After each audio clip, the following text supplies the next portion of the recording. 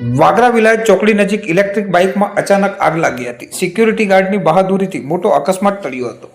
વાગરા તાલુકાના વિલાયત ચોકડી પાસે એક ઇલેક્ટ્રિક બાઇકમાં અચાનક આગ લાગતા થોડા સમય માટે ભયનો માહોલ સર્જાયો હતો. આ ઘટના બનતા જ આસપાસના લોકોમાં અફરાતફરી મચી ગઈ હતી. બાઇક પાર્ક કરેલ હાલતમાં હતી ત્યારે તેમાંથી ધુમાડા નીકળવા લાગ્યા હતા. થોડી જ વારમાં આગની જ્વાળાઓ ફાટી નીકળી હતી. આ દ્રશ્યો જોઈને ત્યાં હાજર લોકો ડરી ગયા હતા, પરંતુ નજીકમાં આવેલ કંપનીના એક સિક્યુરિટી ગાર્ડે સમય સૂચકતા વાપરીને તાત્કાલિક પગલાં લીધા હતા. ગાર્ડે કોઈ પણ જાતનો સમય વેડફ્યા વગર અગ્નિશમન યંત્ર વડે આગ ઉપર કાબુ મેળવવાનો પ્રયાસ હાથ ધર્યો હતો. તેમની સતર્કતા અને સમયસરની કામગીરીને કારણે આગ વધુ ફેલાઈ ન હતી અને કોઈ મોટી દુર્ઘટના થઈ ન હતી. આ ઘટના બાદ ઇલેક્ટ્રિક વાહનોની સુરક્ષા અને જાળવણી પર ફરી સવાલો ઊભા થયા છે. સિક્યુરિટી ગાર્ડની બહાદુરી અને સમયસરની કાર્યવાહીના કારણે કોઈ જાનહાનિ થઈ ન હતી, જેની સ્થાનિક લોકો દ્વારા ખૂબ પ્રશંસા થઈ રહી છે.